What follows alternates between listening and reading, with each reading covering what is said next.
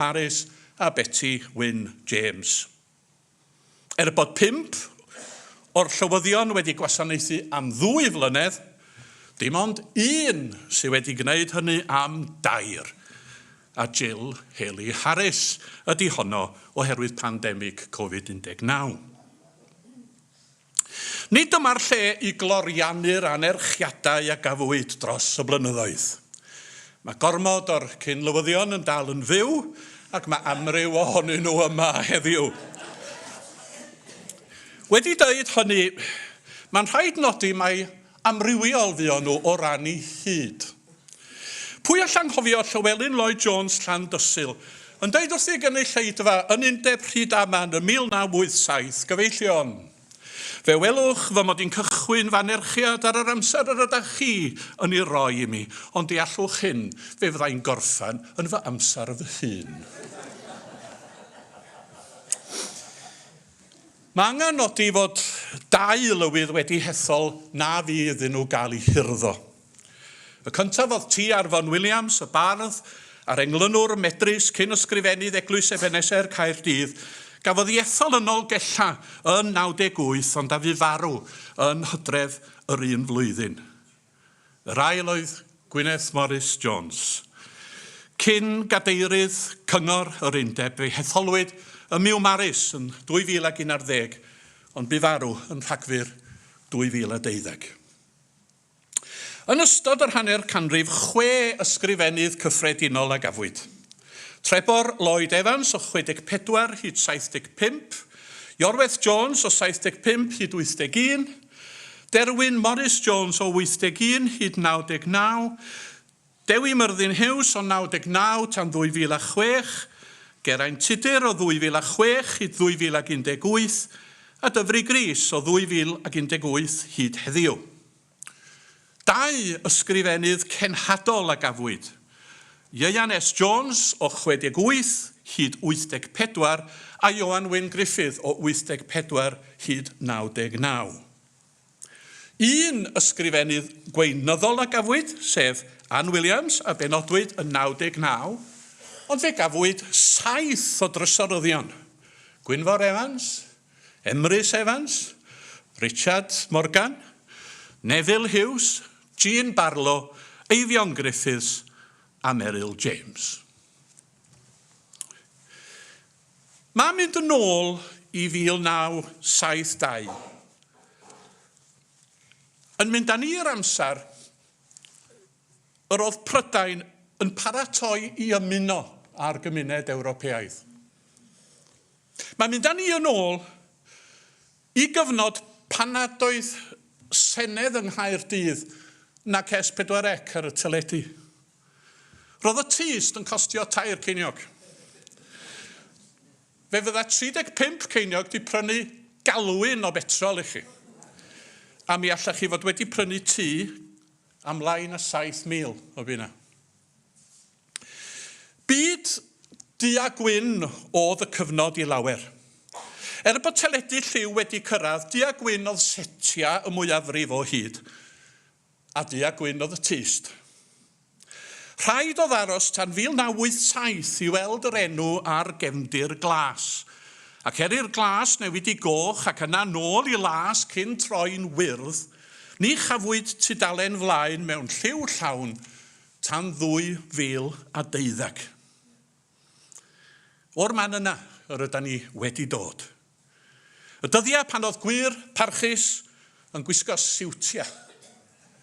Merched yn gwisgo hetia ac yn smocio ar y slei.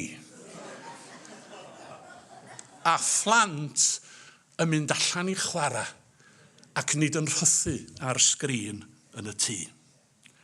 To na ddim sôn am gyfrifiadur personol, na rhyngrwyd, na ffôn symudol, na chamra digidol, na sat-nav, na phopdi meicrodon.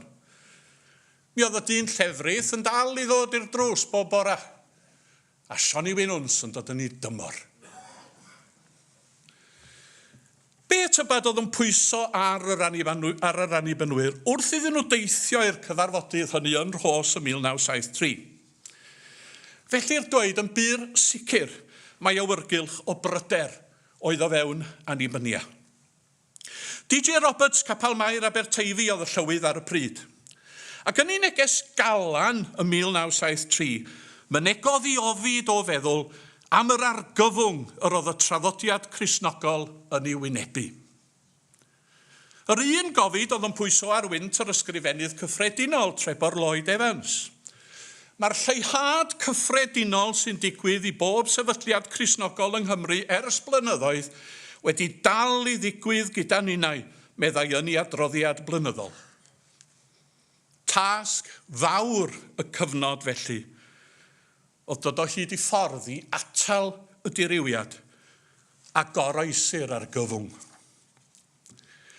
Un o'r awgrymiadau oedd yn cael ei wneud oedd y dylid uno'r enwadau. Ac yr oedd y drafodaeth ynglyn â hynny wedi bod yn digwydd ers rhai blynyddoedd.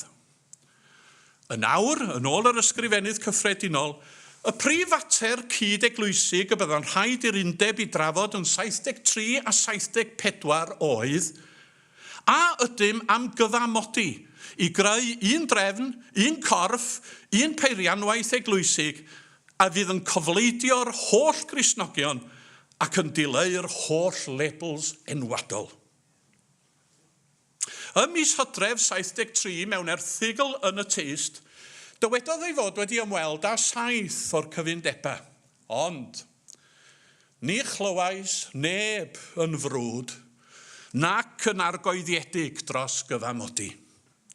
Fy marn onest i erbyn hyn yw bod yr Annibynwyr yn gleiar, yn ddifater, yn rhanedig ac yn amharod iawn i fynd i bleidlais ar gyfamodi. Tra roedd yr ysgrifennydd cyffredinol yn troedio'n ofalus, roedd Iorwerth Jones fel golygydd y Teist dipyn yn fwy agorad i farn. Ni allai ef meddai gefnogi'r alwad i gyfamodi. Am i bod ti'n gofyn iddo ef a'i gyd Annibynwyr gyfaddef fod dydd ein ffurf lywodraeth eglwysig ni ar ben. Na ni ddim sôn yma am farn ar Tudur Jones ar y mater. I fod dod i gwneud y farn honno'n gwbl hysbys trwy golofn yn y Cymro. Yn ôl Iorwerth Jones, yr oedd opiniwn y prifathro am y mudiad ecwmenaidd yn rhy elyniaethus. Ac felly rydyn ni'n ei gadael hi ar hynny. Pan ddath y pwnc yn fatar o bleidlais yn Undeb Llandeilon 74, yr oedd y drafodaeth yn un anodd. Gwrthodwyd geiriad penderfyniad gwreiddiol y Pwyllgor Gweinyddol oedd gyda llaw yn erbyn cyfamodi. Ac yn ôl y Teist, cynigwyd un gwelliant ar ôl y llall o'r llawr ac amball welliant ar welliant. A'r adroddiad yn ei flaen. Ymddangosai ein llywydd, Dr Pennar Davies, yn reit hamddenol yng nghanol y cwbl. A phan o'r diwedd y daeth terfyn ar y cynigion, edrychai o gwmpas fel ocsiwnier braf, i weld oedd gan rhywun rhywbeth gwell i'w gynnig. Awgrym Kenneth Linton a fabwysiadwyd yn y diwedd, sef fod yr undeb i ymgynghori ar eglwysi, ac i gael ei hymatab erbyn diwedd mis Medi. Ar yr ail ar 15 o Hydref, cafwyd y canlyniad yn y Teist. 169 o'r eglwysi oedd wedi ymatab. Roedd 12 wedi methu penderfynu, 67 o blaid cyfamodi a 90 yn erbyn. Canlyniad hyn oedd i'r undeb dynnu allan o'r cydbwyllgor cyfamodi, ond gwneud cais ar yr un pryd i gael ei dderbyn fel sylwedydd. Wrth gwrs, nid dyna ddiwedd y mater. Parhaodd i fyd ferwi ymhlith yr Annibynwyr a'r enwadau eraill am yr 20 mlynedd nesaf. Ond yna'n Hydref 94 gwelwyd pethau'n bywiogi eto.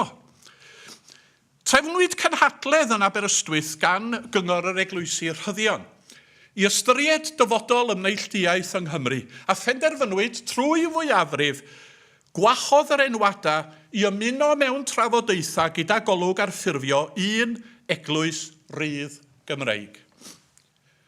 Yn Undeb Castell Nedd o flwyddyn ganlynol, penderfynwyd fod yr Undeb yn ymuno yn y trafodaethau hyn ar ran yr eglwysi annibynnol. Ni chymrodd yn hir wedyn i'r ffruo gychwyn. Ac am y 5 mlynedd nesaf, cafwyd llys ar ôl llys a llythyr ar ôl llythyr yn y tyst gyda phobl ymynegu i barn o dro i dro yn ddigon pigog hefyd. Erbyn Rhagfyr 97, roedd y golygydd, Guto Pris ap Gwynfor, yn dweud nad oedd pethau'n argoeli'n dda i'r rhai sy'n pledio eglwys rydd unedig. Roedd y gynghrair gynulleidfaol, yr eglwys fethodistaidd a'r eglwys ddiwygiedig unedig i gyd wedi tynnu allan, a dim ond yr Annibynwyr, y bedyddwyr a'r presbyteriad oedd ar ôl. Gofynwyd i'r eglwysi fynd i'r afael a dogfen drafod oedd ar teitl Eglwys Unedig Cymru, y ffordd ymlaen, a phleidleisio. Naillai dros y cynllun, dros ail ystyried y posibiliadau, neu dros roi'r gorau i'r ymdrech, a hynny cyn diwedd Ebrill 2001. Yr oedd annibynian rhanedig, ac brwdfrydedd mawr rhai, cyhoeddodd 37 o weinidogion oedd yn galw ei hunain yn Annibynwyr 2000 yn y tyst ei bod yn amheus, dwi'n dyfynnu, yn amheus iawn ynglyn â'r cynlluniau i sefydlu enwad newydd. Hynny, aeth y bleidlais yn ei blaen. 54% o eglwysi'r Annibynwyr a ymatebodd, a'r ganran honno, y 54% wedi'i rhannu fel hyn. Yr oedd 14% dros y cynllun, 12% am weld ail ystyried y posibiliadau, a 28% dros roi'r gorau i'r ymdrech. Yn ôl Dewi Myrddin Hews, yr ysgrifennydd cyffredinol ar y pryd, bu holi o ddifri am 6 blynedd, a'i'n dyfodol ni mewn gwersyll newydd, yn rhan o enwad ymneilltuol Cymreig cynhwysfawr. Gwrthodwyd yr opsiwn hwnnw gennym. Y meddyliau'r rhai, posibilrwydd arall wrth ymatab i argyfwng y cyfnod, oedd ymroi i weithgarwch ymhlith pobl ifanc.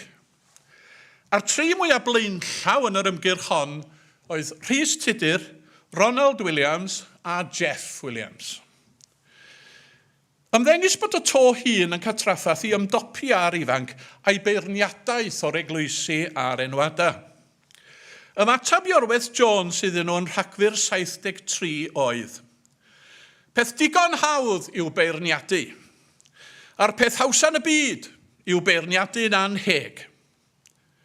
Gallach feddwl yr wrth rai o'r beirniaid fod pob un o'r ffyddloniaid yn tartwff, sef yr rhagrithiwr mwyaf erioed yn un o ddramau Molière i'r rhai o'na chi sydd ddim yn gyfarwydd â Molière, wrth gwrs. Gallach, a'n ôl i ddechrau'r brawddeg, gallach feddwl oddi wrth rai o'r beirniad fod pob un o'r hen ffyddloniaid yn tartwff, a phob un o'r anffyddloniaid ieuanc yn Francis o Assisi. Y cwestiwn yw, meddai Iorwerth Jones, oes gan yr ieuanc rhywbeth am genach i'w gynnig i ni.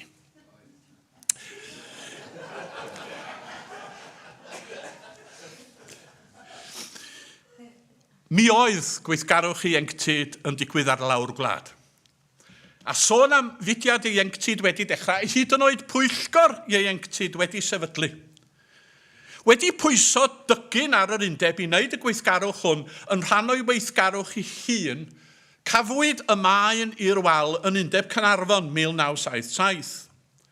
Cynigiwyd penderfyniad gan Ron Williams a'i eilio gan Jeff Williams, ein bod yn mynegu cefnogaeth yr Undeb i fudiad yr ieuanc trwy gyfrannu'n flynyddol at ei waith. Pasiwyd trwy fwyafrif medda'r adroddiad blynyddol, ond derbynwyd awgrym yr ysgrifennydd cyffredinol, sef Iorwerth Jones eto, fod 3 o'r undeb a'r 3 gweinidog ifanc yn cyfarfod i drafod y mater mewn dyfnder cyn y cyfarfodydd blynyddol nesaf. Gyda Ieuan S. Jones, Rhys Nicholas a Iorwerth Jones yn cynrychioli'r undeb, a Rhys Tudur, Ron Williams a Jeff Williams yn cynrychioli mudiad yr ieuanc, cafwyd adroddiad y flwyddyn ganlynol.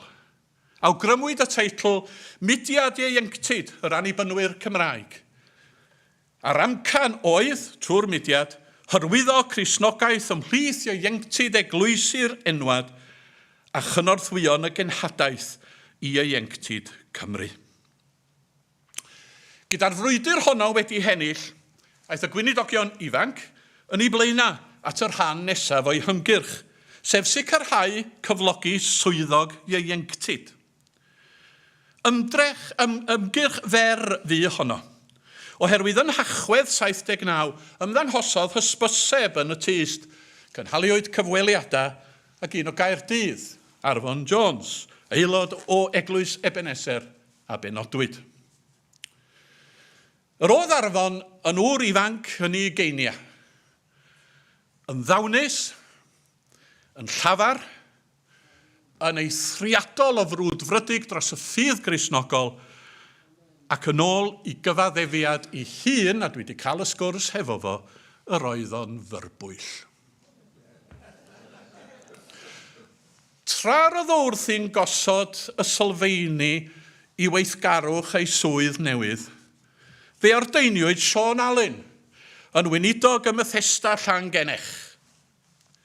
Yn fuan wedyn, cafwyd storm yn y tyst. Yn dilyn cyhoeddi llythyr gan Harold Rhys Hughes o Llanrwst, yn feirniadol o Sean am iddo ddeud yn y gwasanaeth ordeinio i fod o'n gweld ei hun, a dwi'n dyfynnu, yn llaw Duw yn geidwad y pulpud ym Methesda. Roedd y ffiws wedi danio. Dim byd i wneud wedyn ond disgwyl i'r tân gwyllt ddechrau. Tynwyd amryw i mewn i'r ddadl. Iorwerth Jones fel prif olygydd y tyst, a'r Tudur Jones fel cymbrifatho Sean Allen, llythyrwyr o bob rhan o'r wlad yn weinidogion a lleigwyr, a hefyd swyddogion druan Eglwys Bethesda Llangenech. Yn yr 80au cynnar, da chi'n gweld, roedd na ragfarna gwrth efengylaeth a gwrth ryddfrydol cryfion yn yn plith ni fel Annibynwyr. Gan mae'r rhyddfrydwyr oedd ar mwyafrif yr adag honno, a chan mae ganddynt hwyr oedd yn niferoedd a'r dylanwad, nid oeddent yn barod i ildio i syniadaeth efengylaeth. Ond nid oedd Arfon Jones, Sean Allen, nac amryw eraill yn barod i ildio chwaith.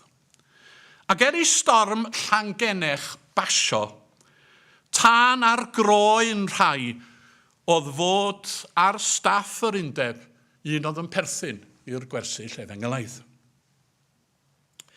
Nid dyma'r lle na'r adag i bwyntio bys at nac enwi unrhyw unigolion. Digon i'w dweud i Arfon gael ei roi dan bwysa beirniadaeth gyson, a hynny dros gyfnod estynedig o amser. Nid oedd awnelo Derwyn Morris Jones fel ysgrifennydd cyffredinol ddim byd a hyn.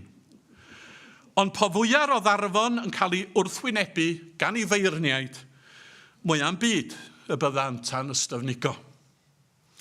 Gwrthodau gymryd toriad o'i waith na mynd ar wyliau, to na ddim amser i amlacio na hamddena, llwyddiant y gwaith oedd popeth iddo.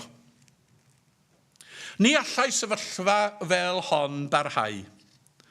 Ac yn Ebrill 84, cafwyd cyhoeddiad yn y tyst fod Arfon wedi gorfod gorffwyso o'i waith am gyfnod. Ac iddo ddod yn ôl wedi hynny, nid oedd i sefyllfa wedi newid. yr oedd y beirniaid yn dal yno.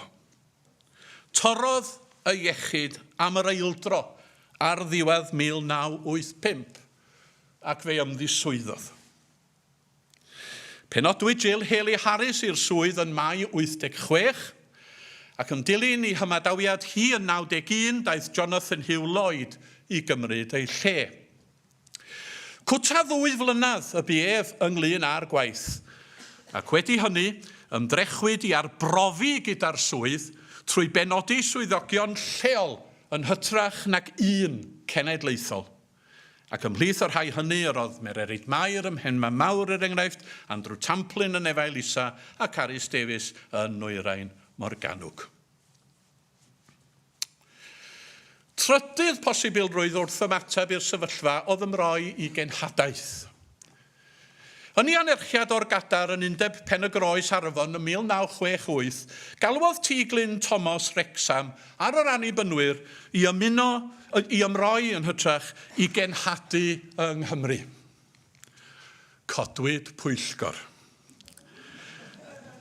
A gwahoddwyd cynrychiolwyr o'r holl enwadau i ystyried ei her. Deithant ynghyd a ffurfiwyd mudiad Cymru i Grist. Mi oedd Ieuan S. Jones, ysgrifennydd cenhadol yr Undeb yn eithriadol, frwdfrydig ynglyn â'r ymgyrch a bu'n hyrwyddor ymdrech ym mhob ffordd y gallai. Cyflwyno'r ffydd i'w alwad sydd arno, meddai.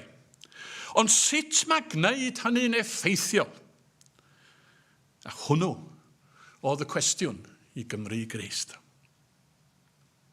Gyda chyhoeddi cyfeithiad newydd o'r Testament Newydd ar y 1 Fawrth 1975, gwelwyd cyfle i enyn brwdfrydedd. Rhanwyd copïa o Efengyl Marc yn Gymraeg a Saesneg a gofynwyd i bobl gynnal cenhadaeth yn ei hardal. Ond yr oedd math hwn o weithgarwch yn ddieithr i lawer. Ac i ymgyrch Cymru i Grist barhau i'r 80au, ni ellir dweud iddi gydio o ddifri yn ychymig pobl na'i hysgogi i ddysgu sgiliau newydd i'w galluogi i genhadu'n effeithiol. Mae'n ymddangos fod Ieuan S. Jones wedi gweld hynny. Oherwydd ar ddechrau'r 80au, lansiwyd cynllun y genhadaeth gartre. Yr oedd yn cynnwys elfen gref o hyfforddiant. Erthygla adnewyddu nerth ar Tudur Jones yn y Tyst, encilia yng nghanolfan Montpellier yn Llandrindod, cyrsia ar y cyd gyda'r colega diwinyddol i hyfforddi arweinyddion, canolfannau ledled y wlad i fod yn ffocws i'r gwaith, cyhoeddi rhifynnau arbennig o'r Tyst a chomisiynu amrywiol lyfrynau i'w defnyddio gan aelodau a diaconiad yr eglwysi. Sefydlwyd gweithgor i gyfarwyddo'r gwaith. Ac yn Undeb Llanymddyfri yn 81, cafwyd galwad i ymgysegriad newydd a gwahoddwyd y gynulleidfa i godi ar ei thraed fel arwydd o'i hymrwymiad tra roedd Kenneth Linton yn offrymu gweddi. Ym 1989, cyhoeddodd Islwyn Le cadolygiad o waith y genhadaeth gartre. Wedi bwrw golwg dros yr ymdrechion, yr hyn na allai ei ddweud oedd fod yr rhaglen wedi llwyddo i slofi'r diriwiad. Ac erbyn yr oedd ef yn ysgrifennu, roedd hi'n amlwg fod y gweithgarwch yn rhedeg allan o stem, a phobl oedd unwaith wedi bod yn weithgar wedi dechrau gwan galoni. Wrth i'r 80au dynnu tua'i terfyn, dechreuwyd sôn am y 90au fel y degawd Efengylu. Cynllun eglwys Loegr oedd hwn, ac i ni fel Annibynwyr gydnabod i fodolaeth o, wnaethon ni fawr mwy na hynny. Yr un oedd y stori wedi bod hefo dweud wrth Gymru yn yr 80au. A thestyn siom i Islwyn Le cyn i adolygiad o waith y genhadaeth gartra, oedd nad oedd y mudiad hwnnw wedi dangos unrhyw ddiddordeb mewn cydweithio ar Undeb. Yn dilyn ymddeoliad Ieuan S. Jones yn 1984, daeth Ioan Wyn Griffith yn ysgrifennydd cenhadol. yn naturiol. Iddo barhau i drefnu, cefnogi a chynnal gwaith y genhadaeth gartra, yr oedd ganddo hefyd ei weledigaeth ei hun. Yn Undeb Dolgella, y 1998, lansiwyd llyfryn a chrynoddysg ein hargyfwng, ein cyfle, gyda'r bwriad o gynorthwyo'r eglwysi yn ei hymdrechion cenhadol. Ar yr un pryd, sefydlwyd Hamar San Cwma o Mizoram fel cenhadwr, ac yn ystod misoedd Mawrth ac Ebrill 1999, cynhaliwyd cyfres o gyfarfodydd mwyn cyflwyno'r rhaglen i'r eglwysi a'r cyfundebau. Gweitha'r modd, ni chafodd Ioan y cyfle i ddatblygu i gynlluniau fel y bydda ef wedi dymuno. Oherwydd ail strwythuro staffio'r undeb, bu'n rhaid iddo adael i swydd ar ddiwedd Medi 1999. Hynny, caniatewch i mi nodi, mae Ioan oedd yr un ddaeth ag undeb yr Annibynwyr Cymraeg i mewn i'r oes ddigidol. Ni fynegodd neb ohonoch ryfeddod pan ddywedais iddo gyhoeddi crynoddysg gyda'i gynllun cenhadol, ond y fo oedd y cyntaf i wneud hynny.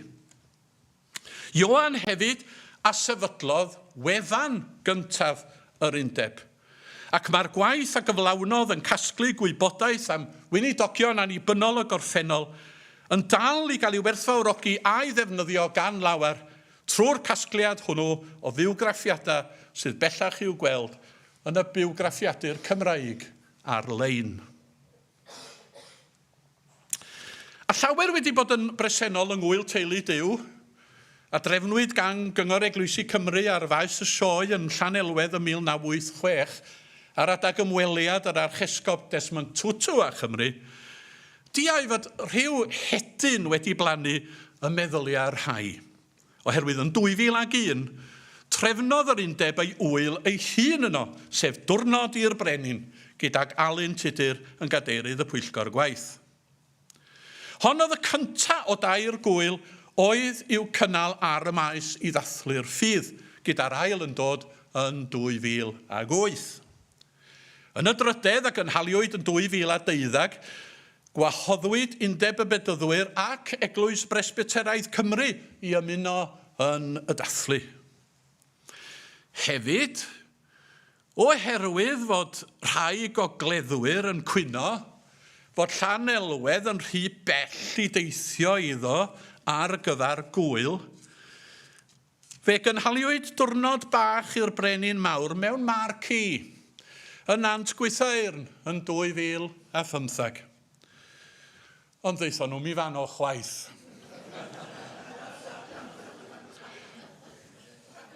Neu llai oherwydd i fod o'n dal yn rhy bell, neu o bosib i fod o'n rhy ddwfn yn y ddaear. Yn y gyfres o raglenni cenhadol, rhaglen Agape oedd yr un a ddaeth nesaf. Ac o'r rhaglenni gyd a barnu oddi wrth y tyst, hon oedd yr un oedd wedi ei chydlynu orau o'r cyfan. Dewi Myrddin Hughes oedd yr ysgrifennydd cyffredinol ac yng Nghwm Gwendraeth yn 2004, y cyhoeddwyd yr rhaglen oedd ei fod yn weithredol rhwng 2005 a 2007. Roedd 5 gwedd iddi hi. Addysg, gweinidogaeth, arweinyddiaeth, prosiectau ac effeithiolrwydd yn y cyfan. Tra'n datblygu'r agweddau hyn, pwysleisiwyd 5 nod cenhadaeth yn fwy cyffredinol. Cyhoeddi'r efengyl, dysgu a gwneud disgyblion, byw'r efengyl mewn perthynas ag eraill, herio strwythurau anghyfiawn a gofalu am y cread. Erbyn cyfnod yr rhaglen hon, roedd yr Annibynwyr wedi dechrau cyfarwyddo ar syniad o raglen genhadol. A'r argraff a gair yw fod pobl yn fwy parod i fod ynglyn â'r hiwedd neu gilydd ohoni, i sefydlu prosiectau a mynd i ddyddiau datblygu sgiliau. Bu cyflogi Meirion Morris yn ysgogydd cenhadol yn 2005 yn siŵr o fantais.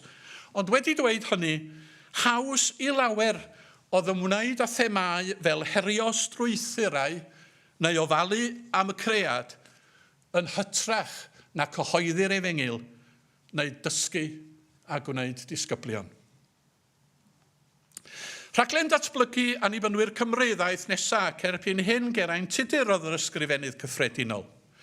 Prif themau'r rhaglen oedd hyrwyddo'r rhaglenni datblygu eglwysi a chyfundebau, codi arweinyddion, ymestyn allan i'r gymuned, cynhyrchu adnoddau ac addysgu a hyfforddi.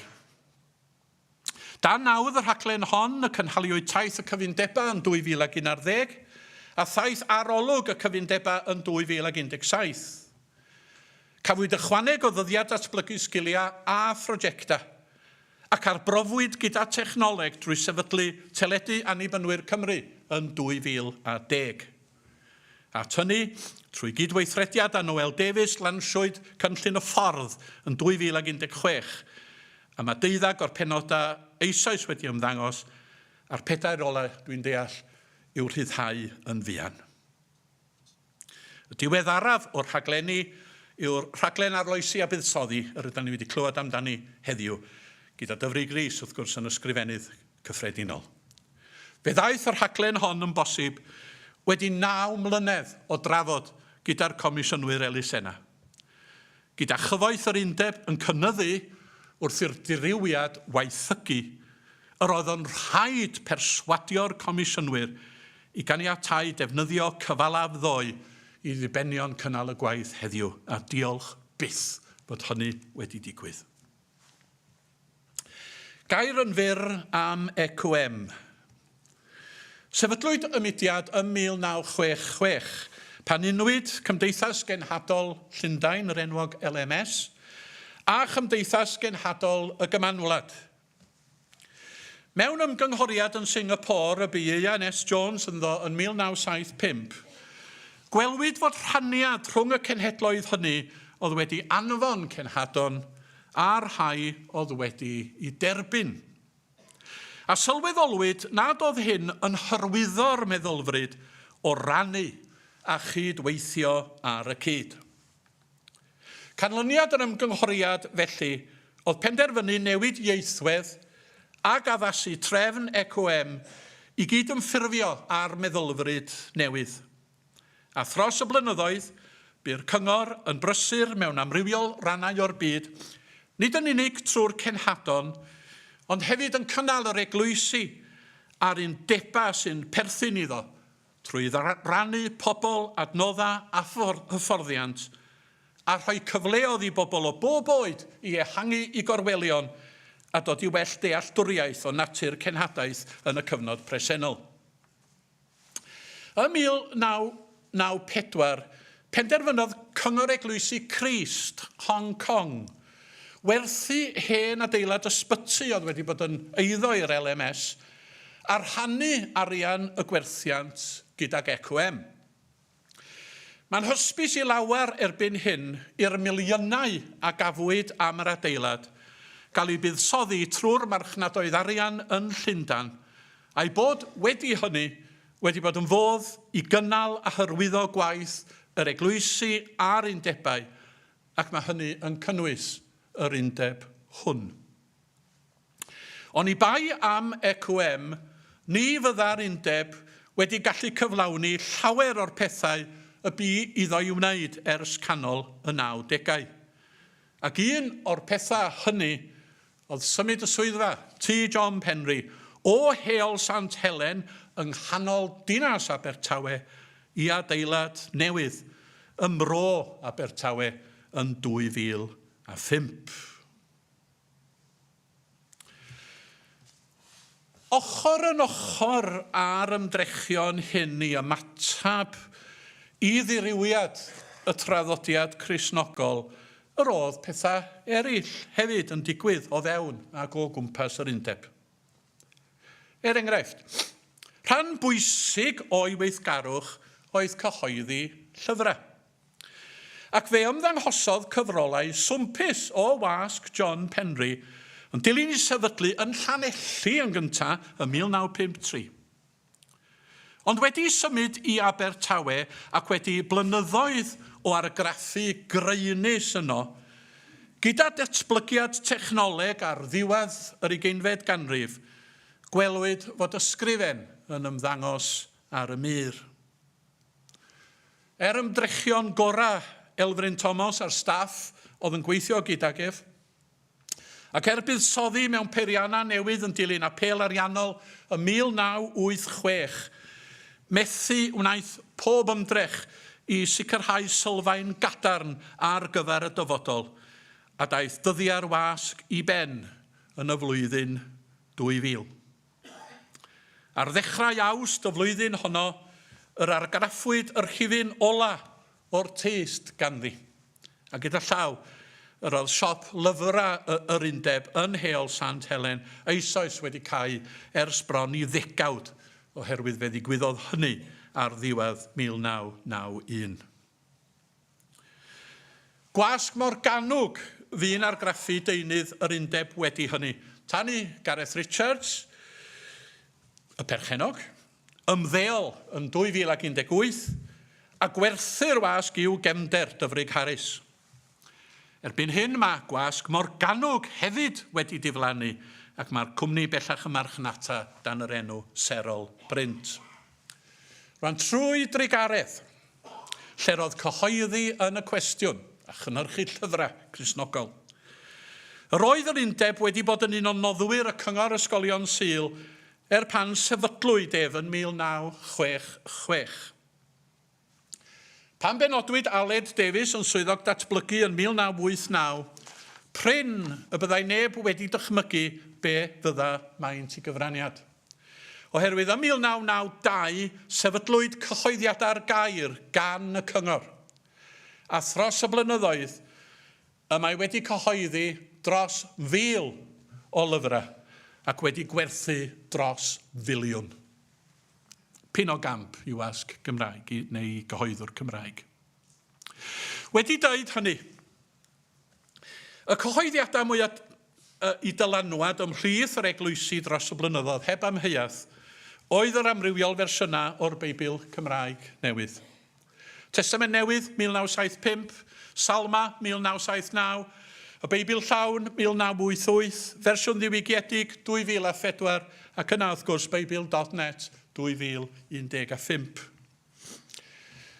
Ychwanegwch at yr rhain fersiynau fel y Testament Newydd Dwyieithog 2006, y Salmau Can Newydd Gwyn ap Gwilym 2008, Beibl y Plant 2011, ac mae hynny yn gwneud ni yn un o'r cenedlaethau mwyaf breintiedig o ran adnoddau Beiblaidd yn holl hanes Cristnogaeth yng Nghymru.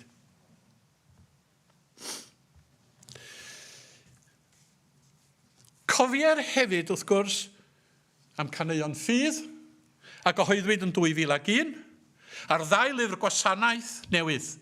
Erbyn diwedd yr 80au, mi oedd llyfr gwasanaeth 1962 wedi dyddio ac roedd mawr angen am gyfrol newydd. Yn dilyn penderfynu o dylid mynd i'r afal ar gwaith yn Undeb Abertawe yn 92, galwodd yr is-bwyllgor cyhoeddi banel o 11 at ei gilydd dan gadeiryddiaeth Morris Loder a chyhoeddwyd ffrwyth i llafur yn 1998. Tra bod yr arfer o ddefnyddio llyfr gwasanaeth wedi hen sefydlu ymhlith yr Annibynwyr arall oedd yr hanes ymhlith y bedyddwyr. Yr oedd cyhoeddi addolwch yr arglwydd llyfr gwasanaethau ar gyfer Annibynwyr a bedyddwyr yn 2014 yn gryn garag filltir felly. A Noel Davies oedd cadeirydd y panel cydynwadol a'i lluniodd.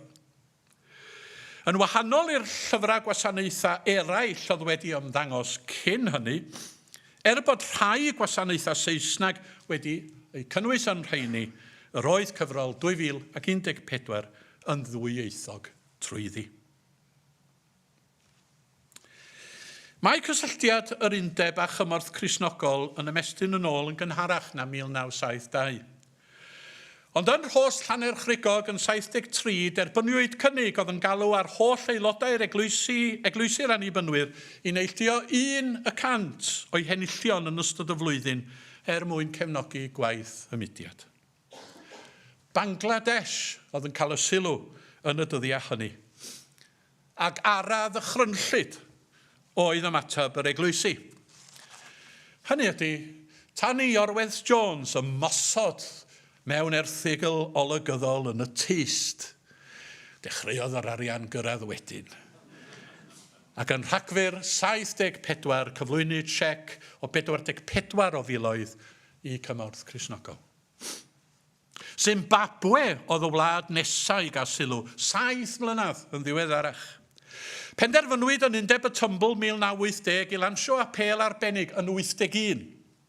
A'r bwriad oedd casglu 90,000 rhwng Ebrill a Hydref y flwyddyn honno. Ond erbyn diwedd Mawrth 82, dim ond 42 o filoedd oedd wedi dod i law. Ac wrth gyflwyno'r siec i cymorth Cristnogol, di ddim syndod o gwbl i Maldwyn Jones trysorydd yr apel fynegu i siom. Canolbarth America ddaeth nesaf, a hynny yn 89-90. Ac am y tro cyntaf aeth rhywun i'r rhan honno o'r byd i weld be oedd yn digwydd yno. Hywelwyn Richards, Dolgella, oedd hwnnw. A hynny dan nawdd Church's Action for Central America. Llwyddwyd i gyrraedd cyfanswm o 100,000 gyda'r apel. A chafodd Hywel y profiad o fynd yno mor werthfawr, fel i fod o wedi awgrymu y dylid anfon rhywun i ble bynnag fydda'n destun apel gan yr Undeb wedi hynny. Y cyntaf i gael bydd o'r awgrym oedd Robin Samuel, pen y bont arogwr. Pan aeth yng Nghwmni Jeff Williams, cymorth Cristnogol, i dde Sudan ym 1997. Sylw i Sudan oedd yr apel, a'r nod oedd codi 100,000. Ond yr oedd yr ymgyrch mor llwyddiannus fel bod y nod gwreiddiol bron iawn wedi i ddyblu. Y cyfanswm terfynol a gasglwyd oedd 192 o filoedd o bunnoedd. Ymlaen wedyn at 2003-2004. Pryd y bu'r sylw gael ei droi i gyfeiriad Israel a thiroedd y meddiant. A'r tro hwn Alan Pickard ac Edward Morris Jones a anfonwyd allan yno i baratoi ar gyfer apel Salam Shalom. Tom Davies oedd ar cyfrifoldeb amdanyn nhw, a llwyddwyd i gyrraedd y nod o 150 o filoedd.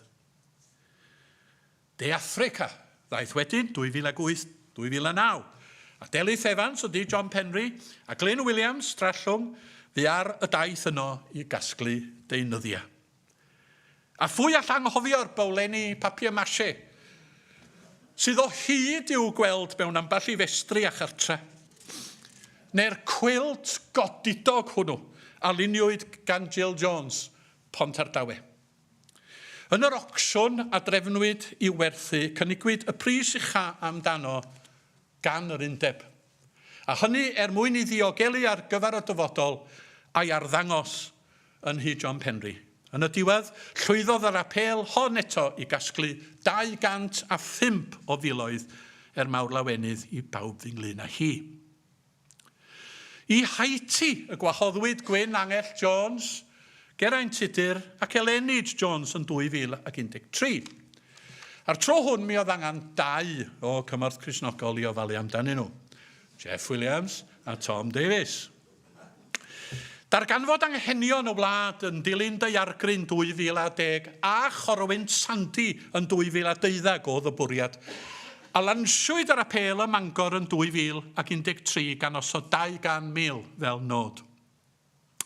Ar ddiwedd 2014 yn dilyn ymweliad gan Prosperi Raymond, un o weithwyr cymorth Cristnogol yn Haiti, cyhoeddwyd fod y targed bron iawn a'i gyrraedd.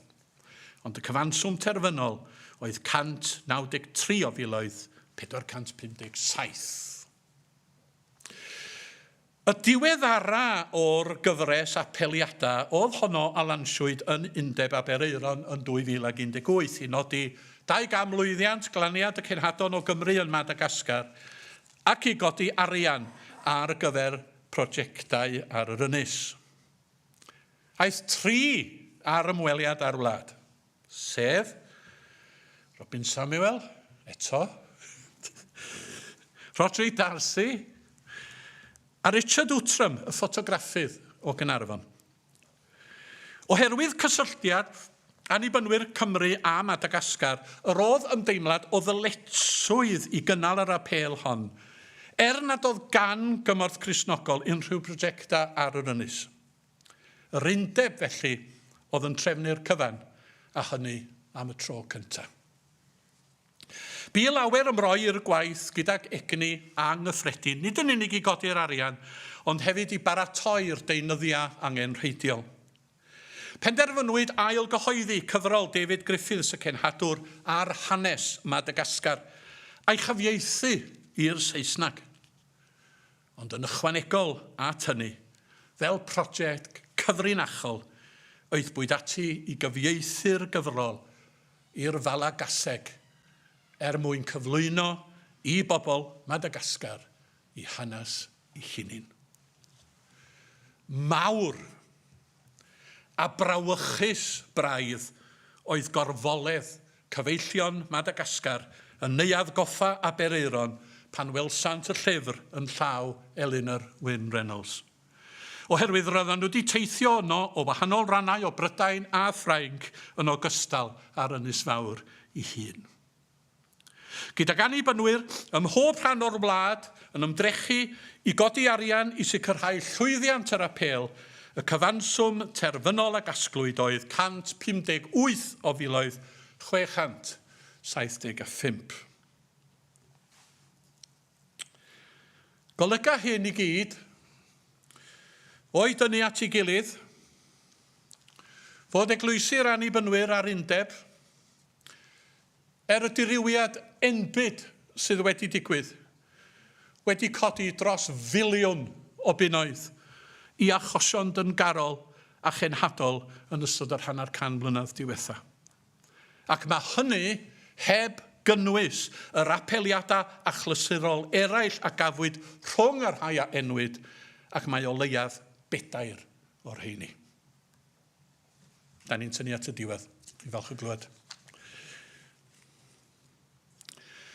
Ni fy'r hanner can mlynedd diwetha yn rhai hawdd.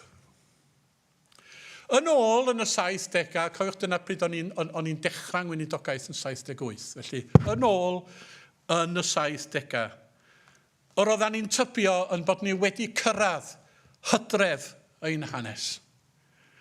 Ond fe welwn yn awr wrth edrych yn ôl, mae diwedd yr ha fi hi mewn llawer ffordd. Ni fyddai neb ohonom am amgrymu am eiliad nad oes brychau yn hanes yr Undeb. Do, fe ddigwyddodd rhai pethau na ddylan nhw fod wedi digwydd.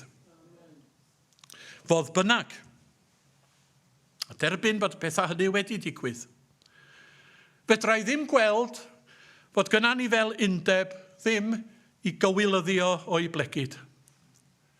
Oherwydd, trwy gydol yr hanner canrif, yr ydyn ni wedi bod yn brwydro yn erbyn y trais sydd wedi bod yn digwydd. Yr ydyn ni wedi cynnal ymgyrch ar ôl ymgyrch. Da ni wedi gweithredu rhaglen ar ôl rhaglen. Ac bod y canlyniadau wedi bod yn siomedig, tyda ni ddim wedi suro na suddo i anobaith. A hynny oherwydd yn bod ni'n gwybod fod Duw yn dal gyda ni, fod gwaith y gwaredwr yr un mor ddilys ac y buo fo erioed, a bod yr ysbryd glân yn dal i feddu ar y gallu i chwildroi'r sefyllfa pan ddaw'r amser i hynny ddigwydd. Ac yn ychwanegol at y pethau yr ydyn ni wedi sôn amdanyn nhw heddiw, mae'n pwyslais ni ar bwysigrwydd yn cenedligrwydd, yn arbennig yn nghyd-destun yr iaith, darlledu Cymraeg, a sefydlu Senedd i Gymru, rhywbeth da ni wedi galw amdano fo ers 1950, yn rhywbeth y gallwn ni fod yn arbennig o falch ohono fo. Fel ein hymgyrchu cyson a digyfaddawd dros heddychiaeth, yn erbyn y farchnad arfa, yn erbyn militariaeth, yn erbyn rhyfeloedd mewn amrywiol rannau o'r byd, ac yn erbyn arfa niwclear. Wedi dweud hynny, mae yna un peth sydd yn amlwg. Ein holl gynlluniau, ein holl ymdrechion a'n bwriadau da, ni lwyddwyd i argyhoeddi'r eglwysi o'r angen i ymroi i weithgarwch yn eu cymunedau, fydda'n dod â phobl wyneb yn wyneb a her yr efengyl. A'r gweithgarwch hwnnw, trwy'r eglwysi, sy'n bwysig yn y pen draw. Cenhadaeth yw cyfrinach dyfodol Cristnogaeth. Fe wydd ar apostolion hynny, a phobl yr eglwys fora. Fe wydd ar seintiau Celtaidd, a mynachod yr oesoedd canol. Fe wydd ar diwygwyr Protestanaidd, a'r Piwritaniaid. Fe wydd ar John Penry, ac am i fod o'n gwybod y crocwydef. Fe wydd ar hen ymneilltuwyr, y Methodistiaid, y Tadau a'r Mamau Annibynnol. Fe wydd ar Lewis Powell, a Siaria Sadrach, a Williams o'r Wern. A mae'n bwysig bod annibynwyr heddiw yn deall hynny hefyd. Ac nid yn unig fel unigolion, ond fel eglwysi. Oherwydd pa bynnag ymgyrchoedd eraill y byddan nhw'n ymwneud â nhw, mae'n bwysig fod neges ganolog a her yr efengyl i'w clywed yn glir ganddyn nhw. Fe'n comisiynwyd i fynd allan a gwneud disgyblion o'r holl genhedloedd gan I bedyddion nhw'n enw'r Tad a'r Mab a'r Ysbryd Glân. Yng nghyd-destun dyfodol y ffydd, gyda llaw yw popeth arall. Ac os na nawn ni hyn, a chofleidio a chyflawnir comisiwn mawr, fe allwn ddweud fod yr haf drosodd. Yr hydref bellach wedi cael amdana ni, a gaea eithriadol o llwm o'n blaena ni.